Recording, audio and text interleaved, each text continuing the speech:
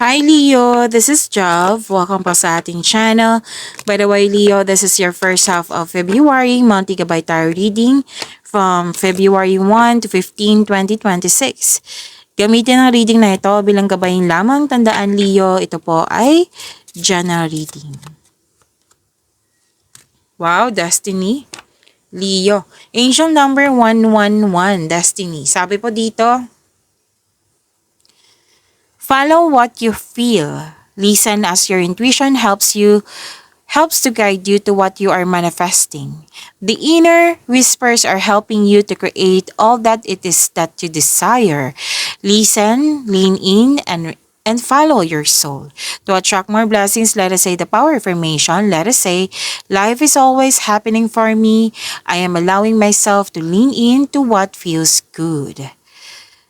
So, this is angel number 111. Tama? Angel number 111. So, this is a powerful sign of manifestation na may new beginning at magkakaroon ng alignment. So, this is an opportunity na kailangan mo makinig sa inyong intuition kasi bibigyan mo to ng aksyon. So, it encourage you to stay positive and focus on your goal. So, wag kayong magpa-distract. Kumbaga, focus kayo. So, this is a manifestation. Nag-manifest ka, nabibigyan mo siya ng action para ma-manifest to, di ba? Okay, your thoughts, beliefs, and intentions are aligning with sa magkakaroon ng reality. So, nasa horizon na ito. And, yes, pagpatuloy nyo po makinig sa inyong intuition kasi alam nyo naman kung ano yung intuition, di ba? Siya yung magagabay sa iyo. Patungo sa right path, patungo sa success. So, positive focus, goal achievement ito. So, claim nyo na. Ang ganda ng mensahe.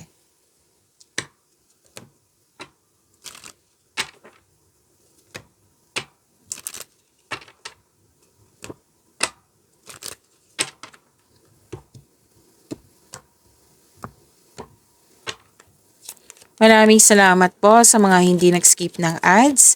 Subscribe na po kayo sa ating channel at click bell notification para updated po kayo sa bagong video natin. Para sa mga gustong magpa-reading po, comment po kayo ng personal reading and check my reply sa comment section.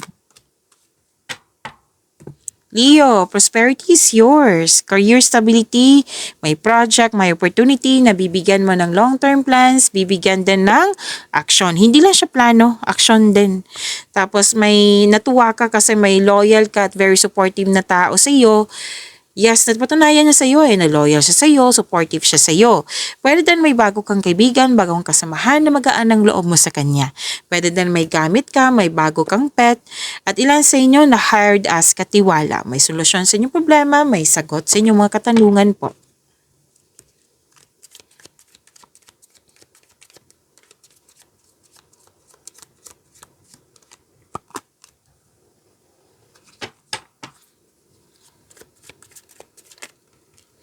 So, dalawa to, kunin ko na. Gusto niyang lumabas gusto niyang sumama. Leo,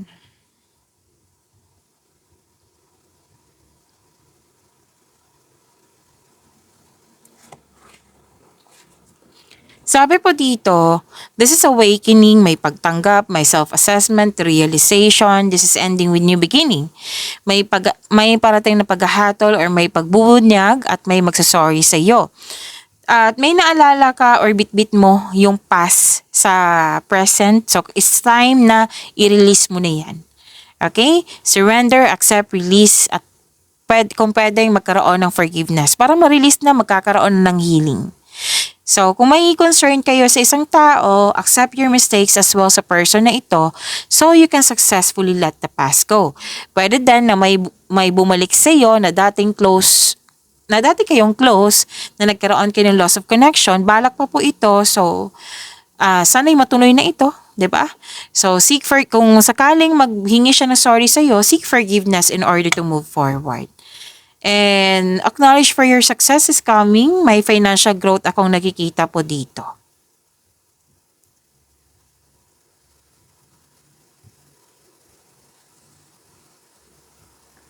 Okay, may mensahe na parating. Sinabi ng card dito, excited ka eh. So, wag magpadalos-dalos, alamin mo muna, isipin mo muna kung ano yung susunod na hakbang. Tapos gumawa ka ng matibay na plano. Okay? Kasi it will help you na ma-increase yung confidence mo kung meron kang konkretong plano. Very excited ka dito na kasi may may chances para pagyamanin ng iyong sariling physical ba, emotional ba, mental or spiritual. Pwede sa career and money to, pwede sa personal life, sa love and romance ba. So, very excited ka sa news na ito kasi may in-offer sa iyo at hinihintay mo ito at very excited ka.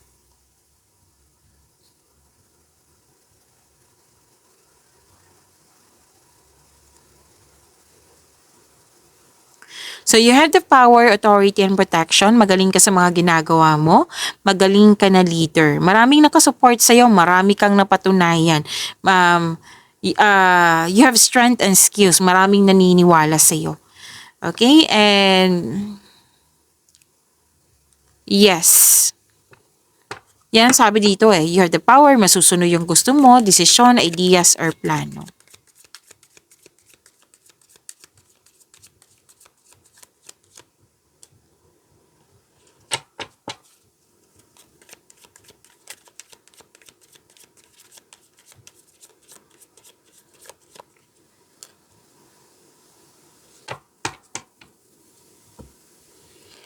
Sa career and money na tayo, sabi po dito may biglaang pagbabago po. Pero huwag kayong mag-alala po kasi malakas ang iyong intuition.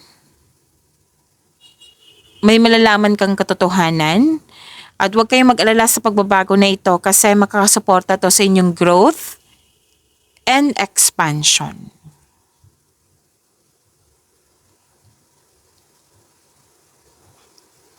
Ang ganda nito, May ganap na negotiation for a raise ng allowance. Sweldo ba yan? Kontrata ba yan? Basta any kind of negotiation na naka-align sa inyong career and money, magkakaroon po ng successful agreement. So, claim nyo po. And challenges may arise in your career, pero temporary lang po ito, malalampasan nyo rin po ito.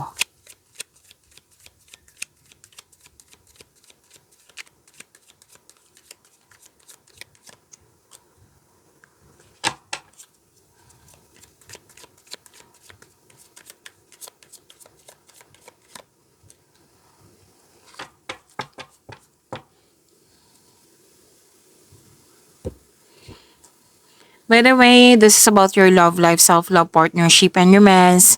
At huwag niyong kalimutan na mag-subscribe sa channel natin, Leo. At i-click yung bell notification para updated po kayo sa reading natin. Okay?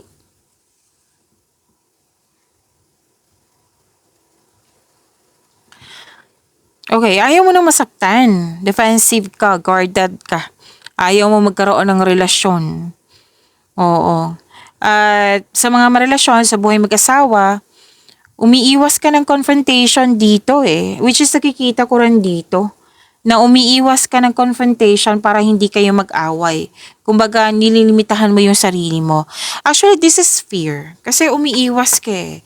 So, baka pwede po, sabi ng card, baka pwedeng mag-usap kayo regarding this fear kasi mukhang hindi siya tama, 'di ba? Na sinabi ng card dito na kailangan yung pag-usapan to itong tungkol na itong fear na nararamdaman mo. Kasi relasyon to eh, magtutulungan kayo, hindi pwedeng ikaw lang, 'di ba?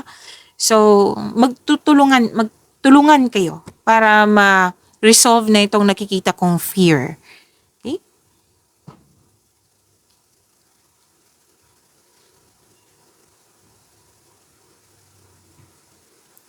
So, may nag-celebrate ng monthsary anniversary. Any kind of celebration, nag-celebrate po kayo. At nakikita ko naman dito na nagkakaroon ng perfect situation. Oo, na nag-celebrate kayo sa achievement nyo po. Ang ilan nga sa inyo dito, tapos ng construction ng dream house mo. Yes, and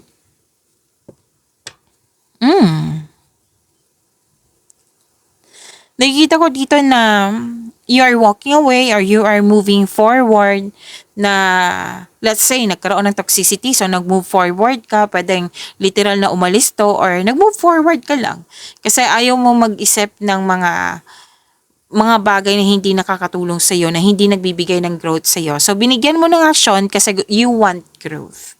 Pag-imanin niyo po yung blessings sa binigay sa iyo. Leo, see you tomorrow. Maraming salamat.